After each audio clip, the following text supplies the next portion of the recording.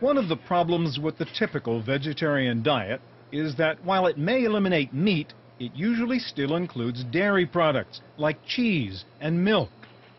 Think of how many animals drink the milk of another species. I can't think of any except humans. Think of an animal that drinks dairy as an adult. I still can't think of any except for humans. So in nature, you already have some clues that tell you that that's not meant for at least daily consumption. And if you look at the science behind it, dairy products are high in fat, high in cholesterol, high in saturated fat, very much like liquid meat. And if milk from cows is an unnatural food for adult humans, so are the eggs of chickens. I think eggs became very popular maybe in the 50s because there was a nutrition theory that people who had poor health were protein deficient in some way, which we now know is not true.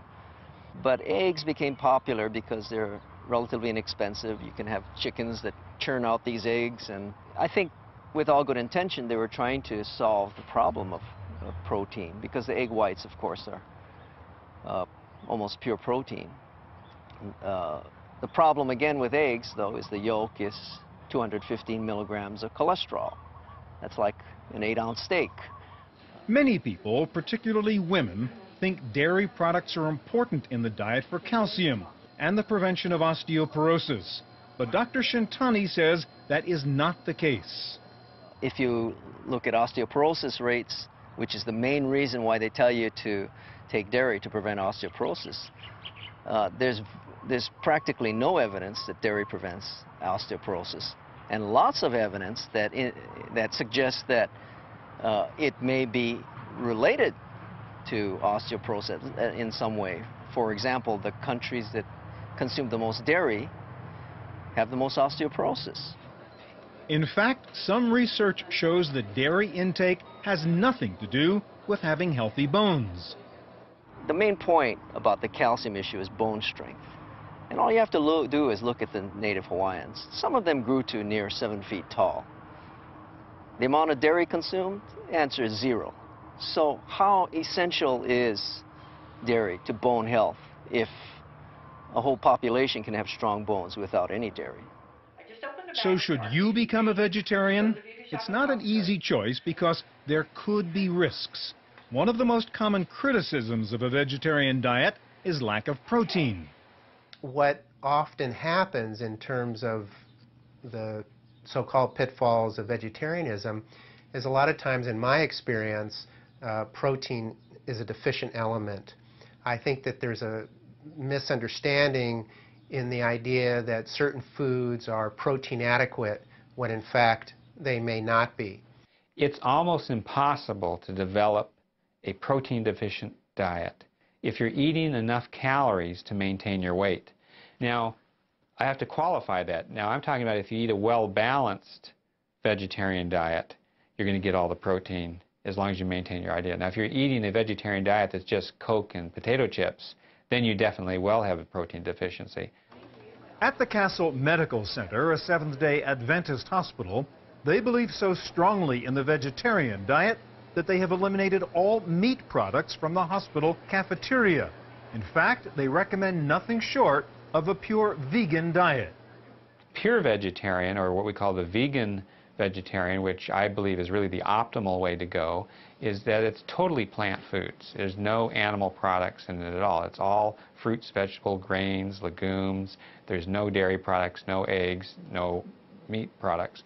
The advantage there, of course, is that it's completely devoid of cholesterol, very, very little saturated fat, unless you eat a lot of coconuts.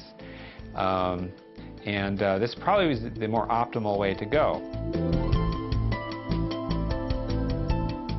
Of course, the food we eat is important to our health, but nowadays, people seem to be consuming as many pills as meals.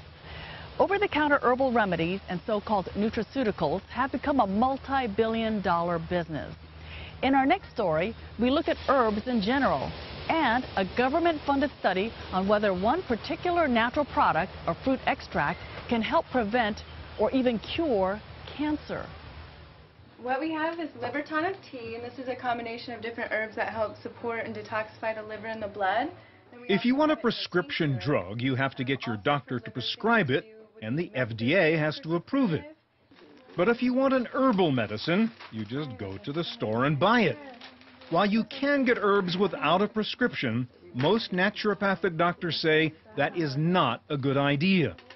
Many of the times, these herbs are used in combination. Traditional use of herbal medicine is usually in formulas based on conditions of whether an herb is a heating herb, a cooling herb, whether it fits into the context in Chinese medicine of what we call yang or yin, contracting, expanding. It is this unsupervised use of herbs that has led to health problems, as in the case of ephedra. This is where a lot of problems have occurred with herbs. Probably the best known is mahuang or ephedra, which has traditionally had tremendous benefit, but generally isn't used alone. It usually is used in combination with other formulas. Ginseng is another great example.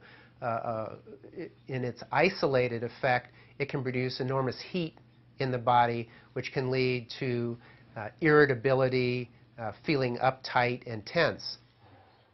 Some herbs can be beneficial to your health, but how do you know which herbal products are right for you? One thing about herbal medicine is to recognize that herbal medicines are medicines. They are what we call crude drugs in many cases. So you have to look at them as medicines. You just don't take them every day. Indeed, many of today's drugs were once natural herbs. You know, aspirin was a complementary alternative medicine. It was discovered by Bayer in 1899. And, you know, people chewed bark, and they said, wow, you know, it makes me feel better if I'm ill, and it makes the fever go away. The first cardiac heart medicine was foxglove, and it was a flower, and it was, you know, complementary alternative medicine at the time. And there are a lot of medicines that are yet to be discovered that have been proven over centuries of time, herbal medicines. So how do you define an herb versus a drug? That's a huge question, because ultimately all things are initially coming from plants. And they say that this is different from traditional medicine, but in actuality, this was the traditional medicine. You went to the field, you went to the tree, you went to the ground, and you utilized different parts of the plant to try and determine what would be beneficial. Dr. Amy Brown is an herbal researcher at the University of Hawaii. She says one of the reasons herbal remedies are still considered alternative treatments is because the data supporting their efficacy comes from individual experience rather than lab research. I would call that lay research, and I would call that extremely important data that many people, and I'm not speaking for any of my colleagues, completely ignore because it's not in print. And I feel that there is a gold mine out there, and that you have to be visually acute at what you're looking for, and you have to look for every piece of evidence, and you cannot ignore the truth. And the truth is what works. But Dr. Brown says physicians still tend to ignore the anecdotal evidence supporting the value of herbal remedies. The scientific community as a whole does not want to take that leap into the unknown realm of the general population, and instead they want to go step by minuscule, step by step by step, and they miss sometimes stepping over, in fact, the very thing that might actually be staring them in the face, and they refuse to look at it because it has anecdotal evidence. To me, anecdotal evidence suggests that there might be something actually there, and to ignore that is criminal. But there are potential problems with some self-prescribed herbs, and the danger may be that these so-called natural products are not always really natural. I think when it gets into this Western culture, what ends up happening is many of these products are synthesized and altered in a way to make them either more marketable or to put them in a form that they can be then distributed to the general public. I think that's where we start running into problems. There are two main issues with unregulated herbal treatments. One is that they may be dangerous. Another is that they may just be useless and a waste of money. Because much of this is unregulated, I think that the consumer need be aware, and in many cases greatly aware.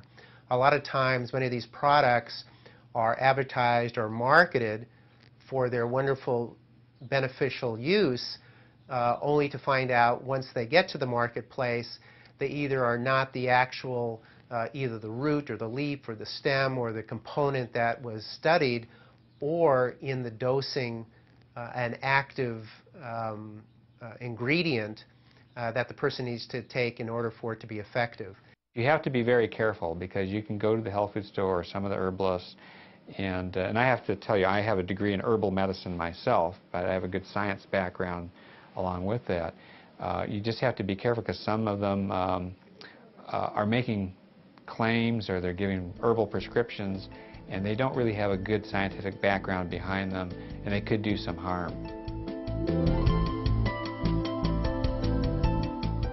One of the more controversial natural supplements is something called noni. It's a very odd-looking, odd-smelling fruit that grows in parts of Southeast Asia, the South Pacific, and right here in Hawaii. In order for the fruit to ferment properly, we have to have a soft, ripe fruit. David Marcus sells noni on the internet through his company, Hawaiian Noni Works. Noni is the #1 Hawaiian medicinal herb. It's something that addresses, it's an adaptogen. It addresses numerous body functions. It helps on the cellular level, strengthens the immune system. It goes where the body needs some help. It's antibacterial, antifungal. So these are general concepts that will help the body in numerous ways. And it's been used by Hawaiian people for hundreds and hundreds of years. As with so many natural products, herbs, and nutraceuticals, there is a debate as to whether noni actually has any health benefits. Problem with noni is there's a couple of them. First of all, there's claims made for every disease under the sun that it'll cure everything, cancer to diabetes to heart disease. And when you see that, there's no such thing as one thing that'll do everything. Then when you look at it closer, you don't find any good scientific research to support the conditions that they make claims for. But there is lots of anecdotal evidence that noni may have a beneficial effect for cancer patients. Hawaiian people, traditional people, have found it beneficial for such things as high blood pressure, diabetes. It's being tested at the University of Hawaii for tumor and cancer protection. Dr. Brian Issel is heading up the research project at the University of Hawaii, looking into the effect of noni on cancer patients. Research is being done in animals with cancer, implanted cancer, and it does have an anti-cancer effect in these animals. However, it's important to know that there's an awful lot of things that we have tested that have had look great. You know, we can cure cancer in mice and cancer in those systems. Unfortunately, it's not the same in humans. So even though I think it's an important prerequisite, at least it does something in animals, it doesn't necessarily mean it's going to do something in humans. Part of the ongoing research with human patients is aimed at identifying the chemical ingredients of noni that may have cancer-fighting qualities. The hope would be that, you know, we can identify very specific chemicals from noni that if we put them together in a certain way, even though noni itself might not give a cure, we could learn how to put some chemicals together that may give a cure. You see, so I'm not saying to you noni can be a cure, but it's going to provide essential information, important information to know if we could pursue some leads from this, which may relate to a cure one day. One of the surprising findings so far at the University of Hawaii Research Project is that while noni may not be able to cure cancer, it does seem to make cancer patients feel better. I've heard some just incredible dramatic stories about what noni has done for people. So when my patients came to me and I was treating with the regular anti-cancer treatments, and they said, is it okay if I take noni? I said, well, I don't know any reason why you shouldn't take it. I don't know any reason and they will take it, and then they say to me, well, I'm feeling better. And I say, well, we need to look at this. We need to find out if, in fact, this is going to help more than harm, because, you know, as I said, there's a lot of very important drugs that have actually come through this sort of folklore. One of the issues Dr. Issel is dealing with is trying to make sure that the patients taking noni are feeling better because of the noni and not because of something else. You know, you've got to be very careful. Every time a patient has any treatment, they come to the doctor, they get up, you know, it's all a whole sort of ritual of going to the doctor, hearing the doctor talk to them, reassuring them about different things that they've been worried about. We have to make sure it's above and beyond that type of component. So there is a background. Some people call it the placebo effect. I'd rather call it the non-specific effect of any treatment. The bottom line question for cancer researchers is still, can noni prevent or cure cancer? On that issue, the jury is still out. I'd see no evidence to say that. Now, you've got to, I'm sure you recognize that there's a big marketing enterprise here pushing noni, and I get daily promotions about how, you know, and people telling me how they've been helped, and particularly from the suppliers of noni. And so I certainly encourage patients to take something if it makes them feel better, if they feel that it's going to help them, as long as they have no evidence that it's going to harm them. Besides its possible beneficial effects for cancer patients, there must be some value in noni for people to take it, because it certainly doesn't taste good, and it sure doesn't smell good. I have to be honest, noni does take a little time to get used to its unique aroma, its unique smell, its unique flavor. But in time, one can usually overcome it, especially when you feel the benefits from it, when it helps your body, when you feel good from it. That also helps. But it definitely has a unique aroma and a unique taste. For some people, the problem is not physical health, but mental well-being. We now turn to the story of a woman you'll recognize with a world-famous name, but a stormy life. She eventually found a path to a calm and peaceful life. What was her secret? Understanding that sometimes the answer to your problem lies not outside in pills and therapy, but inside your own mind. Stuart Chaffee has this story from Los Angeles.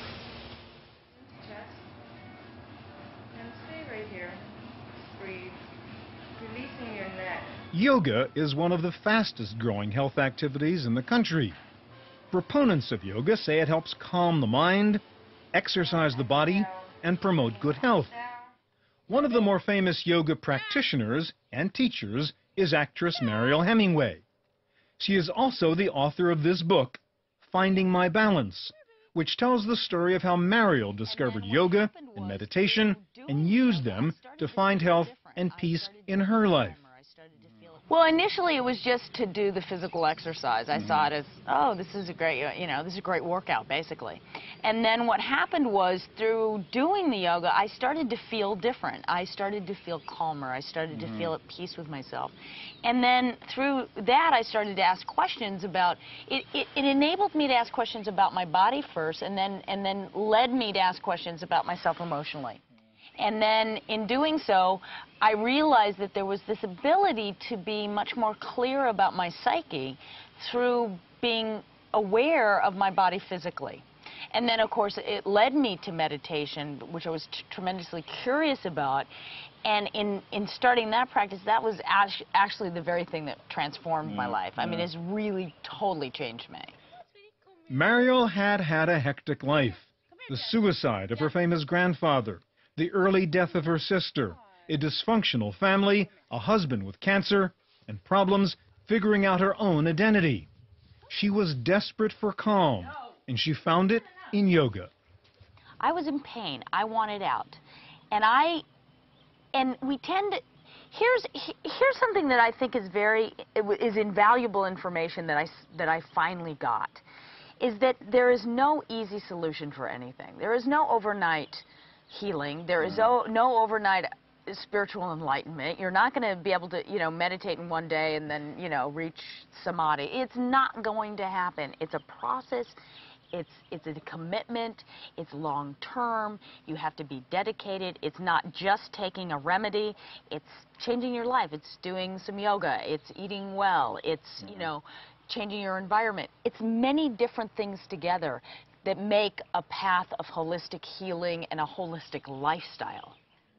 In a way, yoga preaches that what you do with your body can calm your mind.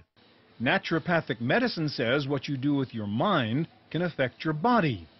That was certainly the case with Mariel Hemingway. Because of what was going on in her head, she was able to stop her body from menstruating for more than 6 years. I, for some reason, related menstruating at a young age as I didn't want to grow up, number one, and it also meant to me that I might be overweight. For some reason, I had some attitude about that, and, so I shut it down. I said no, and if I don't have it, then I won't, then somehow that problem will go away. And really, the problem was more about feeling loved and feeling secure, but, I put it into this box that said, that had something to do with weight and body image. As we've heard in other discussions about holistic health and alternative medicine, Mariel says that even yoga has a spiritual component. For me, yoga is a spiritual. It's the road to a spiritual experience. For me, I use yoga to calm my body down so that I can sit in meditation longer. It's a way to become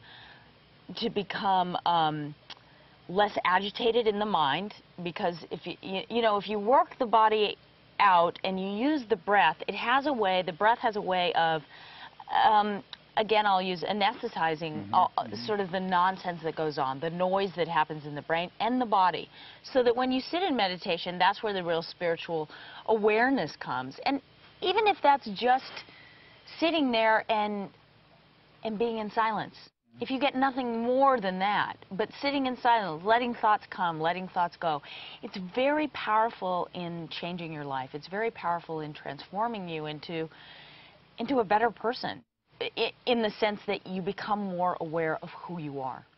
Some would dismiss Mariel Hemingway's experience, saying, hey, she was a spoiled Hollywood brat. What can an average person learn from her? But Mariel disagrees.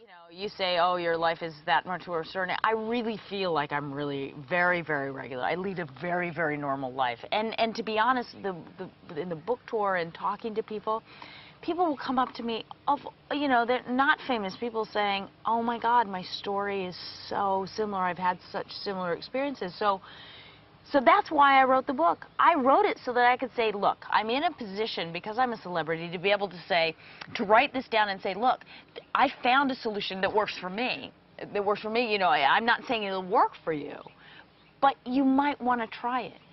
Yoga and meditation is really powerful. It really helped heal me. It's not dangerous. It doesn't cost money. It can if you need a teacher, but that's amazing. That makes you at the hull, that makes you the driver of the car. That makes you your own healer. So why does yoga work? What is the scientific basis behind things like herbal remedies and acupuncture and qigong and all the other alternative approaches to healthcare? Deep breath in and out. For years, the evidence to support holistic medicine has been solely anecdotal. Many of the attempts at looking for an evidence base for the use of complementary and alternative and integrative therapies have been debated, because the quality of the research that's been done has not been substantive.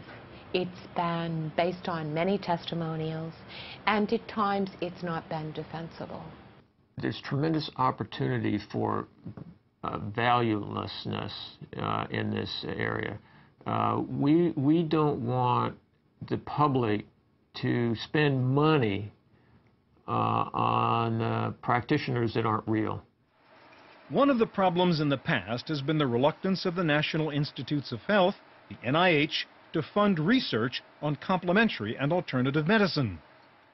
Although a section of a NIH grant requires a paragraph or two on innovation, the reality is NIH is often suggested as a place that stands for no innovation here. Often when people come with things that aren't in the mainstream, it's difficult to get funding for them. But things are now changing at NIH. Many medical centers, including the University of Hawaii School of Medicine, are involved in holistic health research projects funded by the NIH's new National Center for Complementary and Alternative Medicine. We started a complementary alternative medicine department, and the goals are to educate students and physicians and do research. We are very committed to the standards that have been proposed by NCAM, the center, the National Center for Complementary and Alternative Care at NIH, and we wish to set forth a research program that is believable and replicable. Some proponents of complementary and alternative medicine say that mainstream medical doctors are opposing the adoption of alternative therapies for fear of losing money. But it may be more than that. Dean Cadman thinks he knows why many doctors are resisting the use of alternative medicine. Because they're ignorant. They're ignorant of how many patients are using this stuff.